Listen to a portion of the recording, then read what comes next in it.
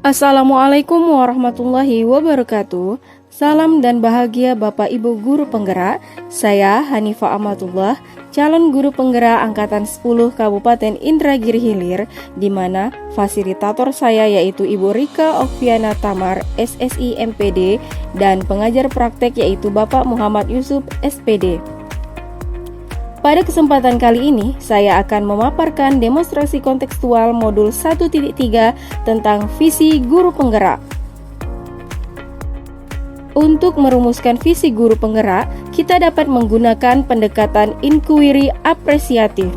Pendekatan ini bertujuan untuk mengidentifikasi hal baik yang telah ada di sekolah dan mencari cara agar hal tersebut dapat bertahan dan memunculkan strategi baru untuk mewujudkan perubahan yang lebih baik.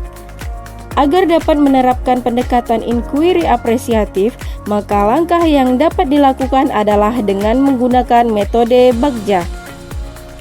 Bagja terdiri dari buat pertanyaan utama, ambil pelajaran, gali mimpi, jabarkan rencana, dan atur eksekusi. Buat pertanyaan utama berisi serangkaian pertanyaan-pertanyaan untuk menentukan arah penelusuran yang akan dilakukan. Kemudian, ambil pelajaran dimaksudkan untuk memandu bagaimana pengalaman positif dari individu, kelompok, atau komunitas lain yang akan dijadikan pembelajaran. Selanjutnya, gali mimpi berupa narasi keadaan ideal jika prakarsa perubahan telah terwujud.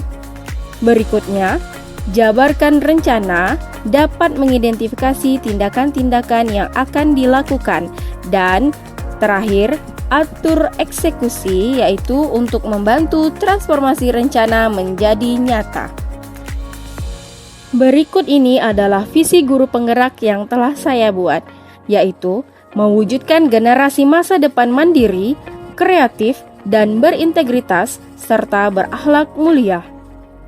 Untuk mewujudkan visi saya tersebut, maka saya membuat prakarsa perubahan, yaitu meningkatkan kreativitas dan semangat belajar peserta didik dengan menggunakan pembelajaran berbasis teknologi.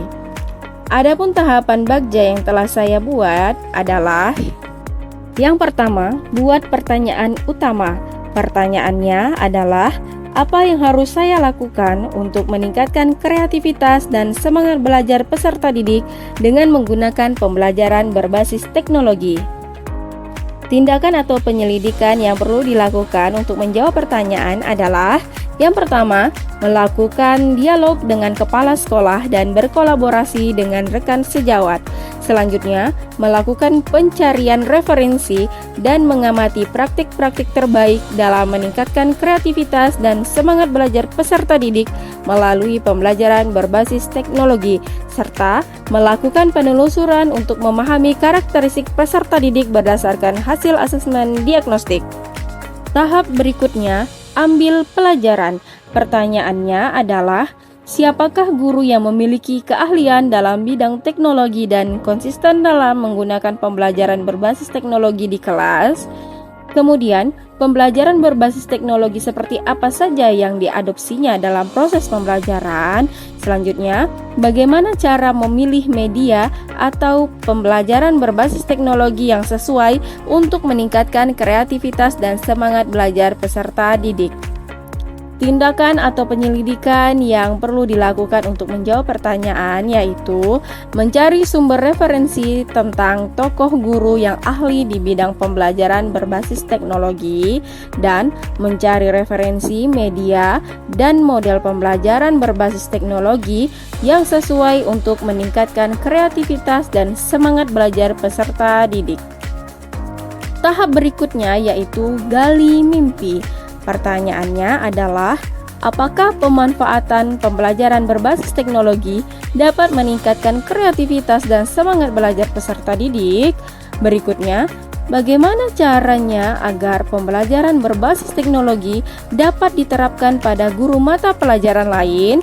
Berikutnya, apakah terdapat keterkaitan antara pemanfaatan media pembelajaran berbasis teknologi dalam pembelajaran dengan dimensi profil pelajar Pancasila? Daftar tindakan atau penyelidikan yang perlu dilakukan untuk menjawab pertanyaan adalah: yang pertama, melakukan pembuatan lembar observasi yang mencatat kreativitas dan semangat belajar peserta didik. Selanjutnya, melakukan kolaborasi dengan rekan sejawat untuk memberikan pembelajaran yang berbasis teknologi, dan mencari referensi tentang dimensi profil pelajar Pancasila dan berkonsultasi dengan orang yang kompeten dalam hal pembelajaran yang berbasis teknologi. Tahap berikutnya yaitu jabarkan rencana. Pertanyaannya adalah: apa langkah paling sederhana atau langkah pertama yang bisa dilakukan untuk memulai pembiasaan pembelajaran berbasis teknologi dalam pembelajaran? Kemudian, media apa yang digunakan dalam pembelajaran berbasis teknologi, serta bagaimana upaya untuk mempertahankan dan melanjutkan penggunaan pembelajaran berbasis teknologi secara konsisten dalam pembelajaran di kelas. Tindakan atau penyelidikan yang perlu dilakukan untuk menjawab pertanyaan yaitu: yang pertama, menghasilkan alat bantu pembelajaran yaitu berupa LKPD dan instrumen penilaian yang sesuai dengan penggunaan pembelajaran berbasis teknologi.